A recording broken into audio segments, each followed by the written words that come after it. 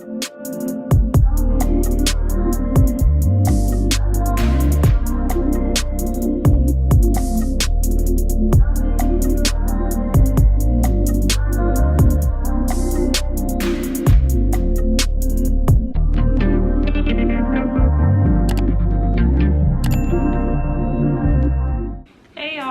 back to my channel. This is Shatoya. Thank you for tuning back in as always.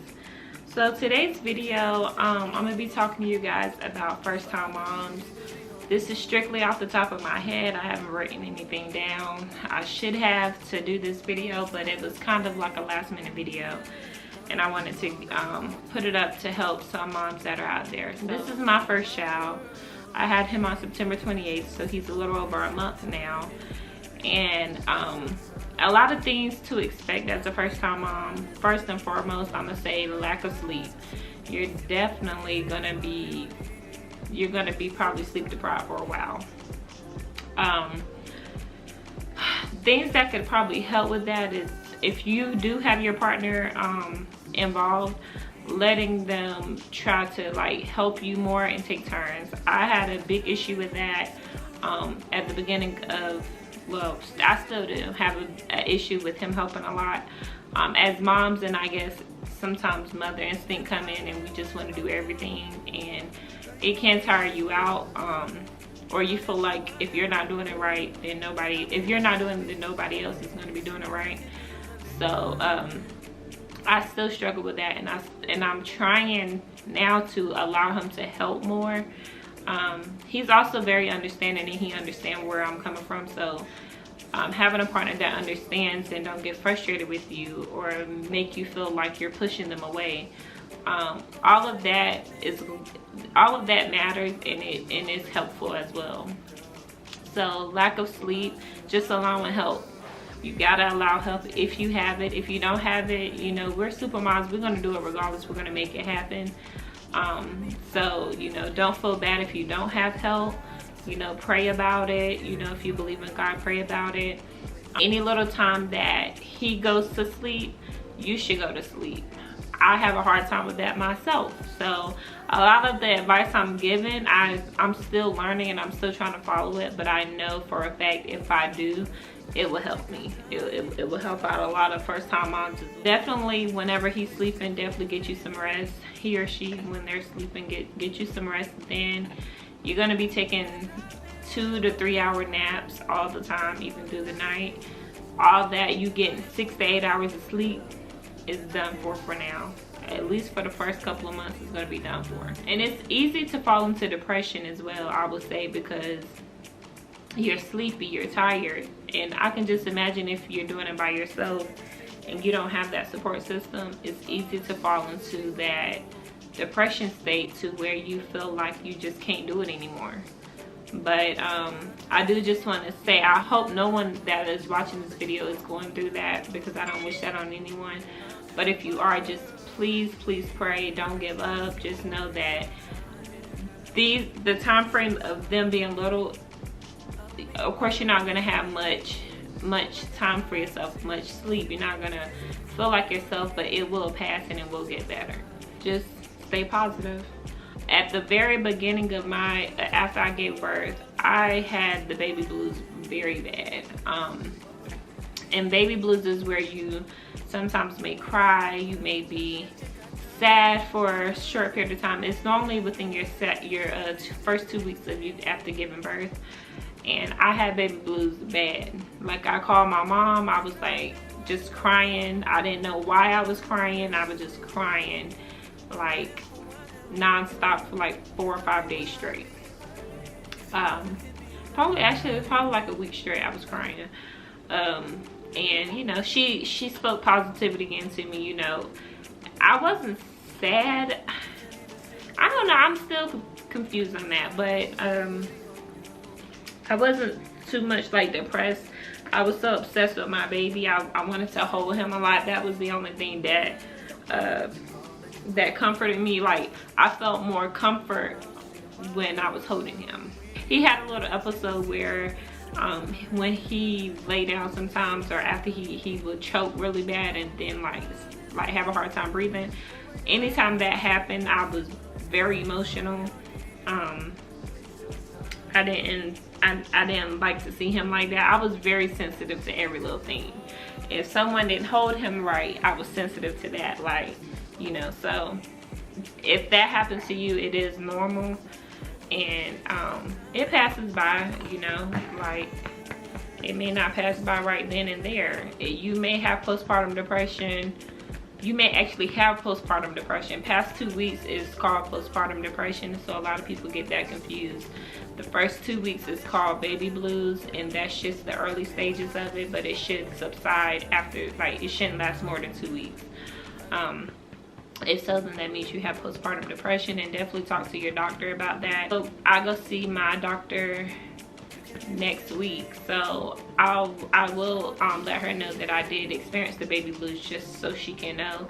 Maybe she's gonna ask me to, you know, keep a lookout further along, you know. So just always take care of yourself, be sensitive to yourself, and know that you're not alone. And everybody go through things. Depression, everybody go through that.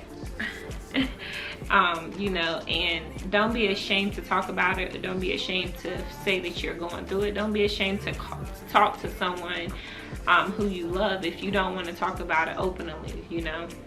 If there's any dads watching, I would say definitely be supportive to the mother of your child, because she went through a lot during the whole 9 months, because we do. And then after we have the baby, it's life-changing for us, just like it's life-changing for y'all.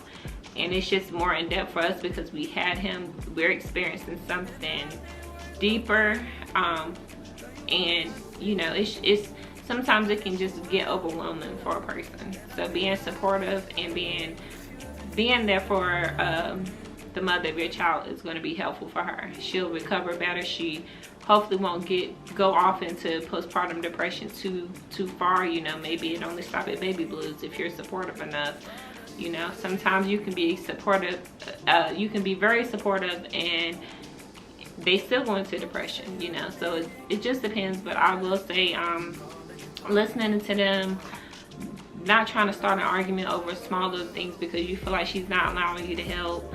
Just little things like that. It's just, it'll keep a household calm, collective, and just easy going. Back to us women. Another thing I would say, I was used to just getting up and going out my house, just like getting up and going. Now, if I have something planned, I definitely need to get up earlier. I need to make sure he has his clothes out before, make sure I know what he's gonna wear. Try to get his feedings to a point where his last feeding is going to be right, you know, at least an hour before we're leaving. So I'm not getting him in the car and then having to feed him and hear him cry and stuff like that.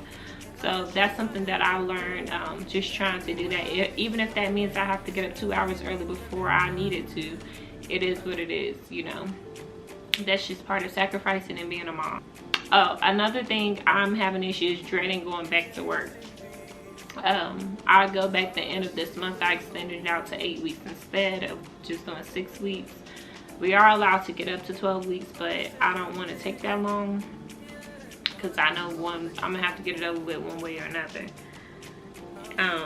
But dreading going back to work, just fearing leaving him, just in fear of missing something like a huge step or something that he does, like his first word, his first step, his first any little thing. Like, I fear that, and I think that's why I don't want to go back to work. But it's also like, if you don't go back to work, girl, what you gonna do? So, you know, just know that's normal if you feel like you just don't want to go back to work. And if you have the ability not to go back to work and your partner is supportive, take advantage of it. I mean, my partner is supportive and all, but I know me personally, I think I will go into depression if I don't go back to work. I need some type of structure in my life and something to look forward to and go to and mingle and get outside of the house as well. So that's just my opinion on me, but right now I am dreading it. But when I start back, I know it'll be better for me. Going to his first doctor's appointment. So going to his first doctor's appointment, he pretty much just checked him. So when we got in there, they asked me to strip him all the way down naked into a dry pamper. I brought him, it was very cold in his doctor's office too, so the first time I didn't really have a blanket because it was still warm here. I didn't really have a blanket to cover him when he get undressed, which if you are in a warm space or you have your baby in the summertime, taking him to the doctor's office, just make sure that you have another blanket if you can, just so when you're grabbing them while they're bare that your hands isn't cold, or you know, it's just more comfortable for them. It's not a big deal, but I still wish I would have brought a blanket because I felt like my poor baby was freezing. Told me to lay him on a scale. They weighed him, you place him in the middle and then you weigh him. So at his first appointment, he, I think like 8 pounds and 6 ounces, if I'm not mistaken. When he was born, he was 7 pounds 15 ounces. So he gained weight like he was supposed to. After they weighed him on that same machine, they told me to put his head to the very top, and they stretched out his body to get his inches. Now, I did realize that the inches that they gave at birth was way different than what he was at the first appointment. It was shorter. Like he was what, 20.5, and then he was like 19 inches, so it was like a whole 1.5 inches off. I'm not sure why, how, or I guess because everybody measures differently and some people maybe don't stretch out all the way. I don't know, but it was different. So after that, we went back in. They told me to keep him undressed, just, you know, sit tight. The doctor would be in. The doctor came in, and the doctor just checked his mouth, his head. Oh yeah, they did measure his head as well. They checked his mouth, his ears, his eyes, his bag. They did a whole skin assessment on him. They did everything. Just checked everything, you know. Looked at his area because he had got circumcised and things of that nature, and said everything was good, you know, come back. The doctor's office was an easy process. Me and his dad was there, so you know, we were both able to go in, thank God. I'm just so thankful that I didn't have a child during the pandemic, because I don't know. I know for a fact we probably would have been fighting about who was going to what doctor's appointment, because that would have been a hard decision, because I would have wanted to be there like the whole time. So and he probably would have ended up letting me, because he knows that I know more medical things than him due to me working in the hospital. So he probably would have allowed me to go anyway, but I still would have tried to be open-minded to allow him to go if he wanted. He just had his last appointment, so he's been to the doctor twice. His last appointment, everything went good as well. They did ask me to do more tummy time for him. And that was another thing. As a first-time mom, I thought tummy time was for kids that were a little older. I mean, not really like older, but probably like 4 or 5 months, you know, when they could, you know, crawl. I thought you started doing tummy time at that time frame. But at his first appointment, they told me to start tummy time. So he was only like a week old.